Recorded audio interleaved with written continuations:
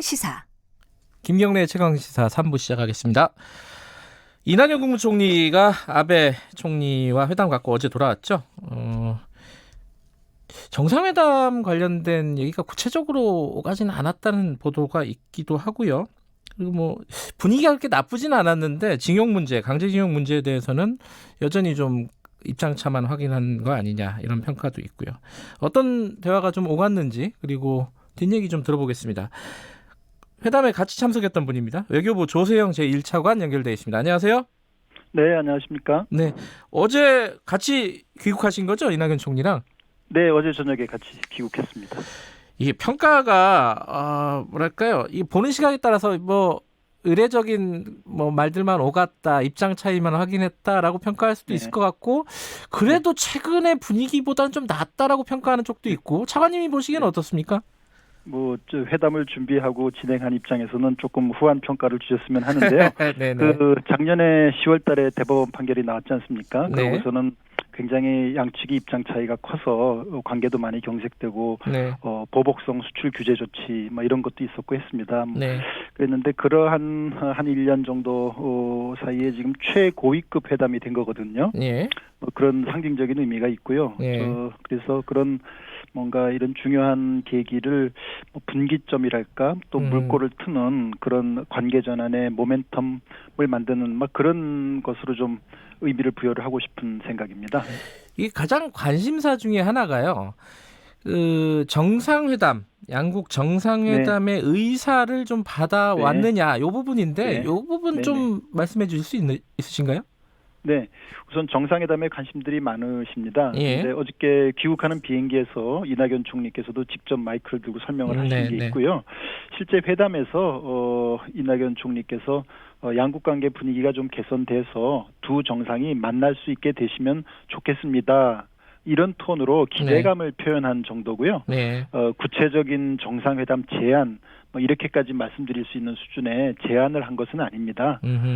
그렇지만 정부는 한일 정상회담 어느 나라 마찬가지입니다만 정상회담에 대해서는 항상 열린 입장이고요. 네. 만일 일본이 좋다고 한다면 언제든지 정상회담은 개최할 수 있다는 입장을 갖고 있습니다. 그렇지만 어느 정도 정상회담 개최를 위해서는 어려운 문제 같은 게 좀 방향성도 정리될 필요가 있고요. 네. 그런 것은 좀 필요하지 않을까 해서 신중히 지켜보고 있습니다. 그 회담이 애초에는 한 10분 정도 이렇게 예상이 됐었는데 한 20분이 넘었잖아요. 예. 이게 중요한 건지 모르겠는데 중국과의 회담보다 한 2분 길었다. 예. 이게 20분 조금 길어진 이유가 있습니까? 긍정적인 신호라고 봐야 되나요? 어떻습니까? 네, 아주 분위기는 주제는 굉장히 어렵고 무거운 주제였지만 분위기는 진지하고 편안한 분위기에서 진행됐고요. 예. 또 그렇게 서로 대화를 하다 보니까 사실은 시계를 보면서 한 것은 아닌데 그렇겠죠. 끝나고 보니까 21분 나왔습니다. 그래서 결과론적으로는 중국보다 2분 길었다 이렇게 합니다만 어쨌든 그러한 회담이 당초 10분이라 그래서 조금 너무 짧다 생각을 했는데요. 그래도 2배 조금 넘게 진행이 됐고 또 일본 측도 그것을 회담이라고 성격 규정을 하고요. 우리는 짧은 시간이라서 당초에 면담이라는 생각을 했습니다만 각종 발표 자료나 이런 걸 보면 이제 회담으로 규정을 하고 해서 그런 회담 자체가 길어졌다는 게 서로 간에 귀중한 기회다. 이걸 좀 살려봐야 되지 않겠느냐. 그런 것이 담겼다 생각할 수 있겠습니다. 시간이 짧으니까 지소미아라든가 아니면 한일 경제 갈등, 경제 보복 이 부분이 구체적으로 언급되지는 않았죠. 네, 이번에는 강론보다는 총론에 치중한 회담이었다고 보시면 되고요. 따라서 징용 문제에 대해서 구체 제안을 했다든지 또는 지소미아 같은 어떤 개별 현안들을 논의했다든지 그런 진행은 아니었습니다. 근데 이걸 해석을 하면 명시적으로 그런 단어가 오간 건 아니지만은 최근의 분위기도 그렇고 우리 여기서 더 이상 확전은 하지 말자라는 휴전 이렇게 봐도 될까요? 해석을? 그렇게 보셔도 되지 않을까요? 또는 이 어려운 문제를 더 이상 이렇게 방치할 게 아니라 해법을 좀 찾아보자. 그런 의지의 표현 그렇게 봐주실 수 있을 거로 저는 생각을 합니다만 그래서 실제 발표문도 보시면 회담의 내용도 그랬고 이러한 상태를 방치할 수는 없다. 그리고 문제 해결을 위해서 외교당국 간의 소통을 계속해야 되고 또 민간 교류도 잘해야 되겠다. 이런 것이 다 담긴 것이죠. 그래서 뭐 휴전 내지는 더 이상 악화시키지 말고 어떻게든 조금 좋은 방향으로 가져가 보자. 뭐 그런 의사 표시였다고 서로 보면 될 것 같습니다. 근데 눈에 띄는 거는 아베 총리가 한국의 대법원 판결, 강제징용 관련된 네. 판결이 한일 관계 기반을 법적 기반을 무너뜨렸다 네. 이런 모두 발언을 했습니다. 네. 이건 뭐 기존의 입장을 반복한 거고요. 우리도 뭐 네. 기존의 입장을 다 역시 반복을 했고요. 우리는 네. 국가 간 약속을 준수했다. 뭐 이거는. 네. 근데 이 부분이 접점을 찾아야지 결국 근본적으로 해결이 되는 거잖아요. 지금의 갈등 상황이. 네, 그렇습니다. 그 네. 뭐 물밑 접촉은 계속 되고 있다는데 이낙연 네. 총리도 설명을 했죠. 네. 어떻습니까? 이게 실마리가 풀리는 지점이 보입니까? 지금 상황에서 그런 건 좀 말씀해 주셔야 될 것 같아요. 네. 뭐 강제징용 문제 대법원 판결을 둘러싼 입장은 사실은 굉장히 그 간극이 큽니다. 네. 그래서 과연 이걸 어떻게 좁힐 수 있을지 또 네. 우리는 아무리 문제 해결이 중요하다 하지만 또 대법원 판결이 존중돼야 된다는 그런 기본 원칙은 또 훼손할 수가 없고요. 네. 또 마찬가지로 일본도 자기들 입장이 있죠. 네. 그래서 이 속에서 어떻게 과연 접점을 찾을 수 있을까 참 어려운 일이긴 한데요. 그럼에도 불구하고 접점을 찾아내야만 하고 그렇기 때문에 외교 당국이라든지 정부 간에는 지금 수면화 접촉을 포함해서 활발하게 대화하고 소통하고 그렇게 하고 있습니다. 네. 네, 국정감사에서 그 얘기가 나왔죠. 그 강경화 장관이 국정감사에서 대답을 할 때 네. 장관급 비공개 접촉이 있었느냐. 네. 박병석 의원이 얘기를 한 거죠. 이게 국정원장을 염두에 두고 얘기를 했다라는 해석들이 좀 있어요. 뭐 확인해 주실 수는 없겠지만은 이 부분 어떻게 봐야 됩니까? 장관급 접촉이 있었다. 네. 지금도 물밑에서 활발하다. 이렇게 볼 수는 있는 건가요? 네, 뭐 답을 주셔서 답을 주신 대로 제가 확인을 할 수는 없습니다만 정부 간의 각급의 각종 레벨 각급의 소통을 활발히 하고 있다. 뭐 그렇게는 말씀을 드릴 수 있을 것 같습니다. 네. 예.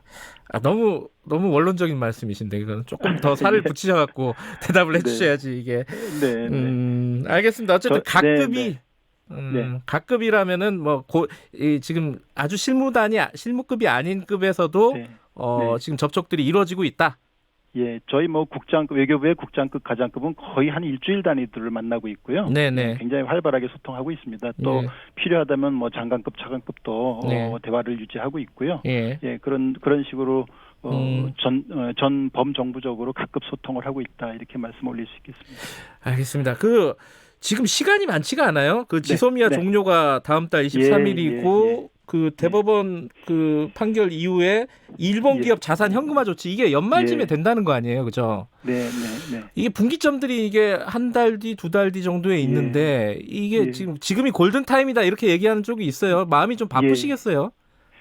예, 저희들이 그런 시간표를 잘 알고 있습니다. 시간표를 잘 알고 있어서 그렇기 때문에 소통을 더욱 긴밀히 활발히 하고 분발 노력을 하고 있습니다만 지금 시점에서는 뭐 구체적으로 뭐 이렇게 되겠죠라는 전망을 말씀드리기는 조금 어려운 아직도 좁혀야 될 간격이 크고요.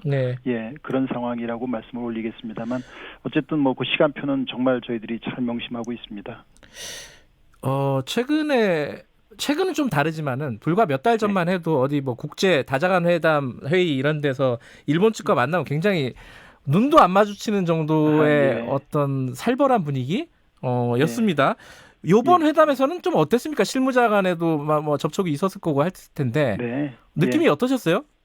뭐 그렇지는 않았습니다. 지금 말씀해주신 그런 뭐 분위기가 아마도 7월 달부터인가요? 보복 조치 이런 게 나오고 했을 때 굉장히 좀 그 분위기도 안 좋고 서로 그런 신경전 같은 그런 양상도 있고 했습니다만 적어도 이번에 이낙연 총리 방일 준비하고 하는 과정에서 뭐 각종 협의나 이런데 분위기가 그렇지는 않았고요. 뭐 진지하고 뭐 항상 좀 어떻게 잘 해보자 그런 분위기로 실무자들 대화를 했고요.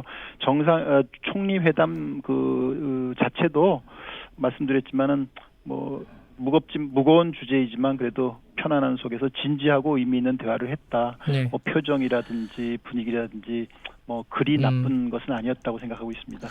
곧 아세안 플러스 3 정상회의가 있고 에이펙 정상회의가 있습니다. 과거처럼 문재인 대통령과 아베 총리가 그냥 악수만 하고 헤어지는 게 아니라 테이블에 앉는 그 회담이 성사가 될 수 있겠습니까? 총리들도 만났으니까 가능성이 네. 보이는 것 같긴 한데 그냥 상식적으로 생각해 보면 어떻습니까? 예상을 하신다면? 예, 그 정상회담에 대해서는 두 가지 뭐 견해가 있는 것 같습니다. 하나는 뭐 그래도 현안 해결의 전망이 어느 정도 좀 마련되어야 그래도 정상회담을 하는 것이 아니겠냐, 그게 바람직하게 하지 않겠느냐는 네. 의견이 있고요. 네. 또 반면에는 정말 어렵고 문제가 꼬여 있고 해답이 안 보일수록 그럴 때일수록 정상들이 만나서 네. 좀 통 크게 해결을 계기를 만들어야 한다. 또 이런 의견도 있습니다. 네. 그 두 가지 견해가 다 각각의 장단점이 있죠. 네. 그런데 뭐 저희들이 그런 거를 감안하면서 여러 가지 좀 검토, 뭐 분석, 뭐 이렇게 해보고 있습니다. 현재로서는 뭐 정상회담을 곧 금방 추진해야 되겠다, 할 수 있다. 네. 뭐 이렇게까지 지금 뭐 판단하기는 조금 어렵고 계속 잘 감안해서 검토를 해보겠습니다. 알겠습니다. 오늘 여기까지 듣겠습니다. 고생하셨습니다. 네, 네, 감사합니다. 네, 외교부 조세영 차관이었습니다. 김경래 최강시사 듣고 계신 지금 시각은 8시 41분입니다.